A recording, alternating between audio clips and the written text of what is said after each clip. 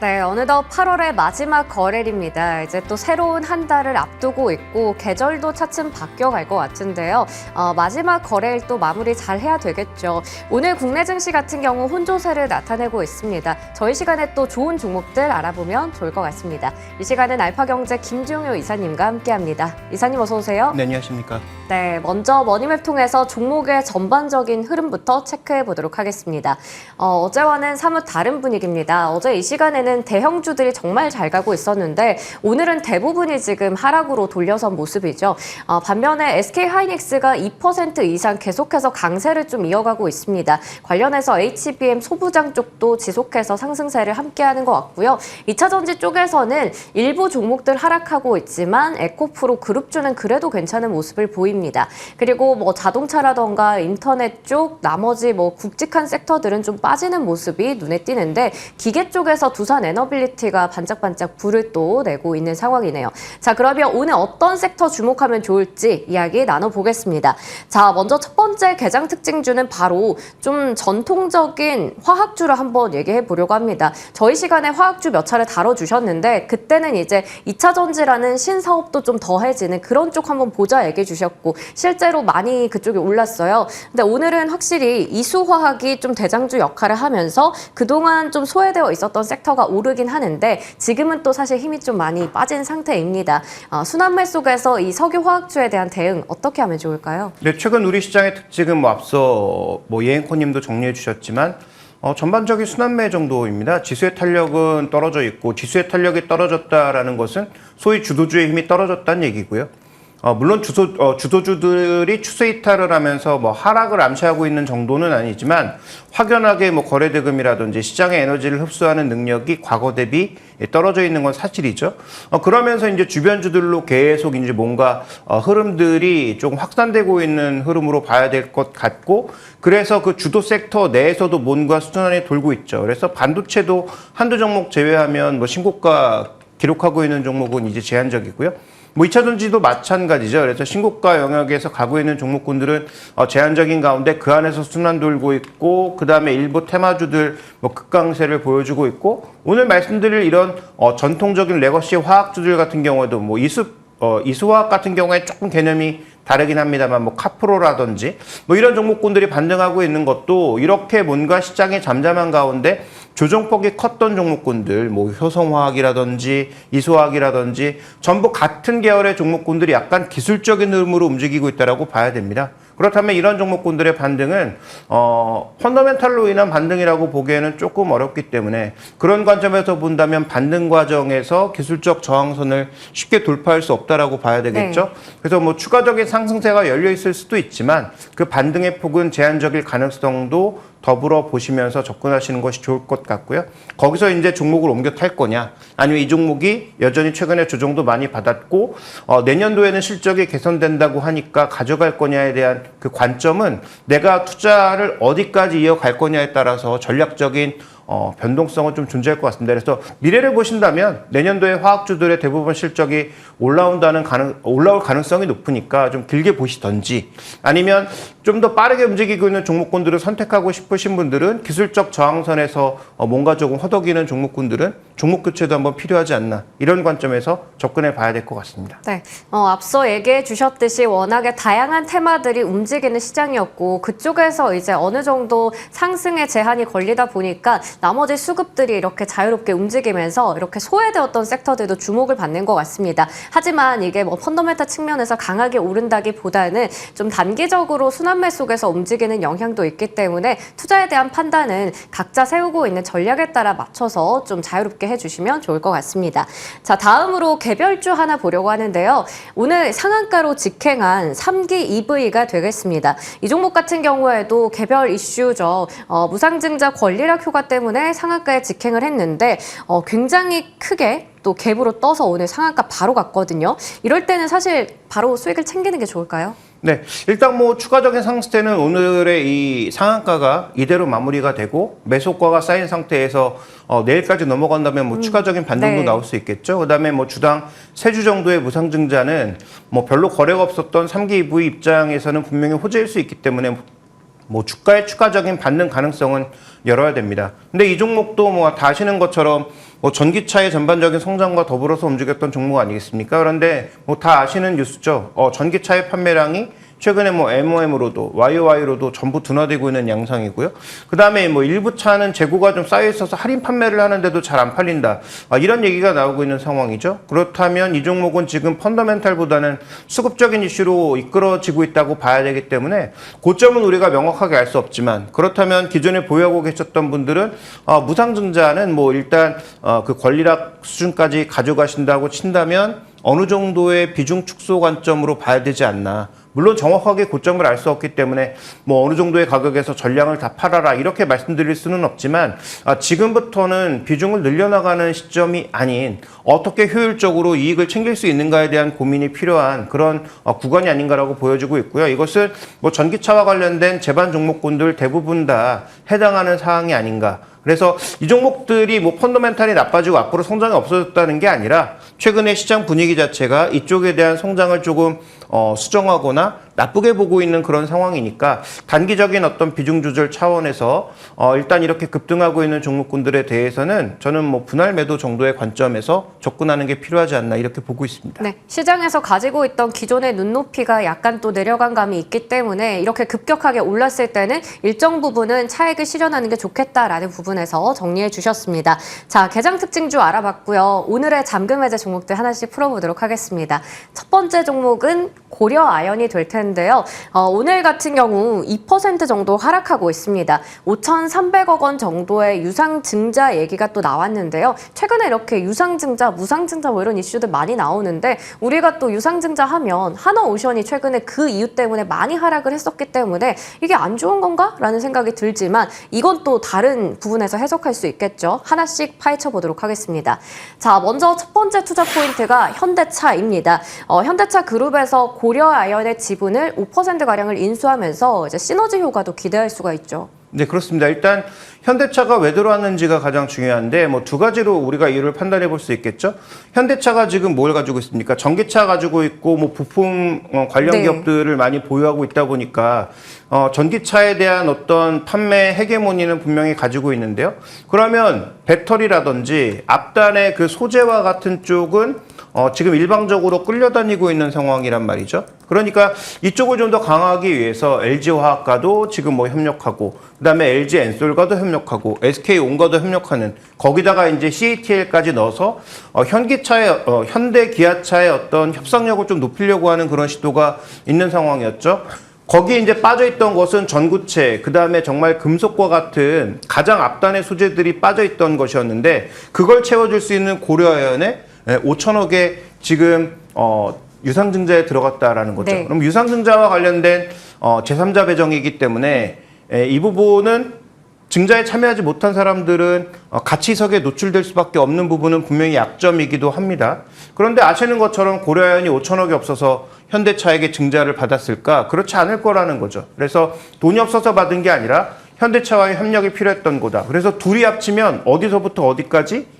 정말로 금속부터, 즉 황산 니켈부터 뒷단은 폐배터리까지 모두 완성되는 하나의 그림으로 네. 가는 거죠. 그래서 지금 LG엔솔, 현대기아차, 그 다음에 고려아연 이런 종목군들이 전체적으로 하나로 합치면 정말로 모든 전기차의 그 헤게모니를 줄 수 있다라는 관점에서 참여한 것이 첫 번째.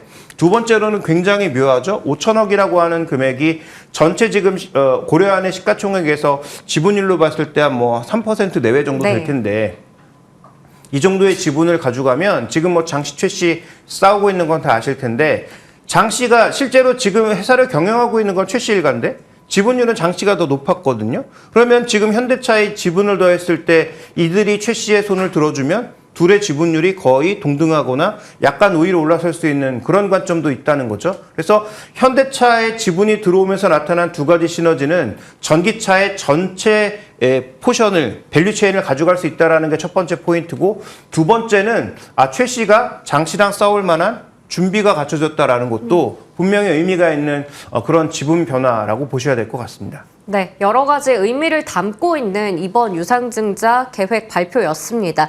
특히나 현대차와 협력을 했기 때문에 정말 완벽한 밸류체인을 구축하지 않을까라는 기대감도 나타나고 있는 상황인데요. 두 번째 투자 포인트가 바로 2차 전지 동맹이 되겠습니다. 앞서 이제 앞단부터 뒷단까지 쭉 연결된다라는 부분 얘기 주셨는데 이 고려아연 쪽에서 올인원 니켈 재련소에 대해서도 이제 계획을 내놨습니다. 이 부분도 자세하게 볼까요? 네, 지금 현대차가 인도네시아와 협력을 굉장히 많이 하고 있죠. 네. 아시는 것처럼 니켈의 최대 산지는 인도네시아입니다. 그런데 지금 뭐 이제 준비된 그림으로 넘어가면 이번에 5천억 받아서 한다고 하는 것이 뭐냐면 바로 이 니켈 재련소인데 니켈을 테라피구아를 통해서 가져가는 부분도 있겠지만 인도네시아와의 협력을 통해서 가져오는 부분까지 존재한다면 네. 아까 말씀드렸던 대로 원재료에 대한 확보도 꾸준하게 나타나면서 저 온산에 있는 여러 가지 공장들이 결국은 다 2차 전지를 향하는, 그러니까 기존의 아연, 뭐 금, 은, 그다음에 뭐 납 이런 쪽을 생산해내는 네. 그 공장에서 어떻게 보면 포스코와 더불어 우리나라에서 가장 재련을 잘하는 고려아연이라고 하는 회사가 저걸 가져간다라는 것은 앞으로 굉장히 주목해 봐야 될 포인트다. 그래서 우리나라에 지금 좋은 소재 종목군들이 너무나 많지만 이렇게 대기업들끼리 뭔가 협력해서 그림을 그려나가고 있는 게 앞으로 잘 된다, 100% 잘 된다 이렇게 단언 지을 수는 없지만 어쨌든 기존에 잘해왔던 회사가 이쪽에 진출해서 자금력을 바탕으로 이렇게 추진해 나가는 것은 분명 의미가 있다는 거죠. 그래서 다른 기업들은 뭔가 5천억 정도 증자하거나 자금 끌어오려면 굉장히 힘들 수 있는데 이렇게 큰 그룹끼리 뭘 하다 보니까 5천억 정도의 증자가 생각보다 너무 손쉬워 보이는 이런 네. 상황. 그래서 자금 조달도 쉬워 보이고 현금 창출도 원 회사가 잘 하고 있고 기존에 풍부한 현금도 가지고 있다라는 측면에서 본다면 향후 이제 헤게모니 싸움으로 갔을 때 가격 경쟁으로 가고 헤게모니 싸움으로 갔을 때 누가 유리할 것인가에 대해서는 좀 고민이 필요하지 않나 이렇게 좀 보고 있습니다. 네. 고려아연 같은 경우에는 지금 신사업에 이제 가속화를 하고 있는 상황인데 이렇게 지금 현대차 그룹과도 시너지가 나고 있습니다. 이런 여러 가지 부분들 봤을 때 8월 중순부터 지금까지 숨가쁘게 달려왔잖아요. 오늘 뭐 정말 약간 빠지고 있긴 합니다. 이럴 때 뭐 더 담아도 괜찮은 건지 밸류에이션 어디까지 판단하세요? 이제 뭐 각자의 판단인 건데 제 판단은 이렇다는 거죠. 이제 기존의 소재 회사들도 다 좋은 회사들이지만 주가 급등에 따른 최근에 약간의 피로감을 노출하고 있는 상태에서 그러면 준비된 그림 보시면 2차 전지의 전체적인 그림을 같이 그려나가고 있는 종목이 밸류에이션은 그렇게 비싸지 않단 말이죠. 이 종목의 최대 약점은 뭡니까? 본업인 지금 아연과 연, 그 다음에 금은 이런 쪽에서 좋은 실적이 나지 않고 있다는 네. 게 최대 문제고요. 그 다음에 중국이 뭔가 경기 부양 좀 해줄 줄 알았더니 굉장히 시덥지 않은 경기 부양으로 뭐 금속 가격의 움직임이 제한적이라는 게 가장 큰 문제죠. 그러니까 본업에서 지금 실적이 예상만큼 터져지지 않고 있기 때문에 2차 전지의 여러 가지 가능성에도 불구하고 이 종목의 밸류는 지금 저렇게 낮은 수준에 머물고 있다라고 봐야 될 것 같습니다. 그러면 여기서 뒤집어서 생각해 보면 본업이 예를 들어서 조금 회복한다. 아니면 올해 이제 실적이 별로였으니까 YOY 효과, 베이스 이펙트가 사라졌다라는 관점에서 내년도에 최저로 봤을 때 올해 정도 만약에 개선되는 효과를 나타냈을 때는 저 밸류에이션이 적정한가에 대해서는 고민이 필요한 거죠. 그래서 단기적으로는 여전히 등락이 있을 수 있고 3분기 실적도 시장의 기대치를 하야할 수 있으나 2차 전지 쪽에 뭔가 또 투자를 원하시는 분들에게 새로운 어떤 모멘텀을 제공했다라는 측면에서 저는 뭐 상당히 높아 보일 수 있지만 목표 가격 80만 원을 여전히 제시하고요. 이 종목은 전에도 한번 한 적이 있죠. 그래서 네. 여전히 똑같은 목표가 80만 원을 제시하고 그 가격은 전혀 비싸지 않다라고 판단하고 있습니다. 네, 저희가 이제 뭐 단순히 재련 관련된 업체다 이렇게 기억하는 것보다는 본업 쪽에서 아쉬운 부분들을 2차 전지라는 하나의 또 새로운 돌파구를 마련해서 잘 나가고 있으니까요. 그런 관점에서 좀 긍정적으로 길게 봐주신 것 같습니다. 목표 주가는 여전히 80만 원 선에서 제시해 주셨습니다. 자, 다음 종목으로 넘어갈게요. 바로 클래시스인데요. 최근에 신고가 흐름을 잘 이어가고 있는 기업이고요. 오늘도 4%가 넘게 올라갑니다. 그 이유들이 이제 하나씩 볼 텐데 첫 번째로 신고가를 계속 이어가고 있는 이유, 뭐 실적이 좋아서인가요? 네, 이건 뭐 너무나 다 잘 아시는 내용이니까 뭐 빨리빨리 넘어가고 결론만 우리가 한번 잘 네. 지어보면 될 것 같습니다. 그래서 준비된 그림 먼저 보시면 저는 뭐 클래시스보다는 기본적으로 제이시스 메디칼을 선호하는 네. 편이라서 이 시간을 통해서도 많이 말씀을 드렸죠. 제이시스 메디칼도 전 동일한 관점인데요. 자, 이 종목의 성장은 지금 보시는 것처럼 계속 해외 쪽 매출, 국내에서는 압도적인 지배력을 가지고 있었고 해외 매출도 계속 늘어나기 시작하면서 2025년 넘어가면서부터는 미국과 중국에 진출을 한다. 그래서 지금 슈링크뿐만 아니라 최근에 볼유머와 관련된 기대감도 높아지고 있는데요. 저런 볼유머 같은 것들이 신흥국가로 넓어져서 메이저 시장이라고 할 수 있는 미국과 중국에 들어갔을 때는 과연 얼마나 커질 거냐라는 그런 기대감이 여전히 살아있는 거죠. 그러니까 지금 밸류는 비싸도 이 시장이 터지면 지금까지 보여준 건 절반일 수 있어. 그러니까 뭐 100%가 더 터질 수 있다라는 그런 기대감 자체가 살아있기 때문에 이 종목이 실적도 꾸준하게 우상향되고 있지만 그 다음에 앞으로 시장이 여전히 커질 수 있다라는 기대감 자체가 이 종목을 지금 끌고 가고 있는 핵심 포인트라고 봐야 될 것 같습니다. 그 다음에 또 하나 자동차처럼 매달 지금 실적을 발표하잖아요. 네. 그러니까 매달 실적을 발표하는데 그 실적이 시장의 기대치를 채우고 여전히 성장하고 있는 모양을 보여주다 보니까 결국은 이 종목에 대해서는 최근 자신감을 가지고 계속 뭐 기관 외국인의 매수도 일정 부분은 이어지고 있는 것이 아닌가 이렇게 봐야 할 것 같습니다. 네, 좋습니다. 신흥 국가에서도 이제 어느 정도 성과를 내고 있지만 앞으로 북미 쪽이나 중국에 대한 진출 기대감도 있는 상황입니다. 더 큰 시장으로 나아갈 수 있다라고 볼 수 있겠죠. 그러면 지금 많이 올라온 만큼 고밸류에 대한 좀 부분도 우리가 따져봐야 될 텐데요. 네, 근데 이제 고밸류를 지금 우리가 인정할 수 있는 게 두 가지 관점이 있는 거죠. 매출이 계속 성장한다는 성장의 속도도 우리가 주목해 봐야 되지만 이 종목은 마진율도 생각보다 굉장히 높습니다. 자, 준비된 그림으로 한번 확인을 해볼까요?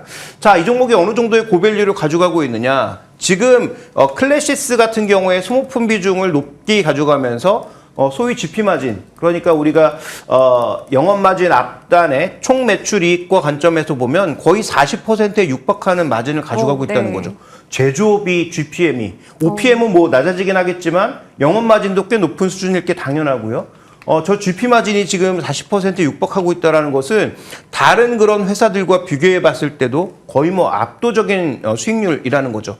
그러면 우리가 이제 밸류에이션 평가를 할 때 뭐 여러 가지 평가를 하지만 ROE 대비해서 PBR이 몇 배 정도 수준에 있어야 되느냐도 평가하는데 이 종목의 ROE는 압도적으로 높을 수밖에 없다는 얘기가 되겠죠. 그러니까 지금 고밸류를 지금 설명할 수 있는 두 가지 이슈는 성장의 속도도 빠른데 거기에 앞으로 시장은 더 남아있고 거기에다가 마진율도 생각보다 굉장히 높은 마진율이 나오고 있으니까 자, 이 종목의 전반적인 상승세가 이어지고 있다. 이렇게 봐야 될 것 같습니다. 그래서 이 두 가지 요소가 유지가 된다면 현재의 고밸류는 그렇게까지 큰 문제는 되지 않는다. 이렇게 볼 수가 있는 것이죠. 네, 소모품의 비중도 좋고 그리고 또 GPM 같은 경우에도 굉장히 잘 나온 것을 확인할 수 있었습니다. 그러면 이 밸류를 계속 이어갈 수 있다, 더 잘 나올 수 있다라는 건데 어느 정도로 가격을 예상하세요? 네, 현재 이 종목의 상단은 저는 뭐 개인적으로 얼마 남지 않았다라고 판단하고 있는데 왜냐하면 미국과 중국의 진출이 아직은 가시화되지 않았을 뿐만 아니라 현재 지금 움직이고 있는 밸류에이션의 측면을 보시면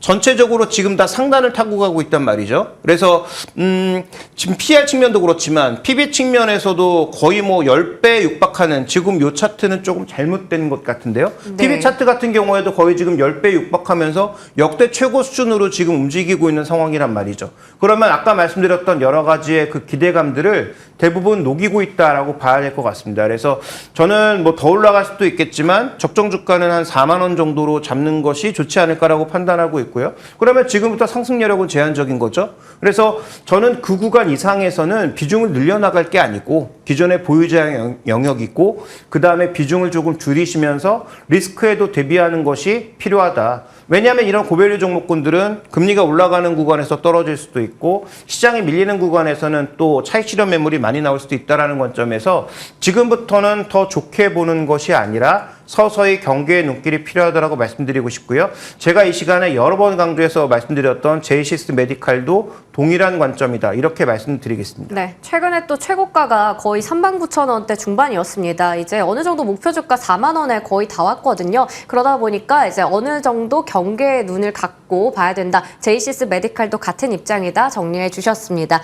지금까지 알파경제 김종효 이사님과 함께했습니다. 고맙습니다.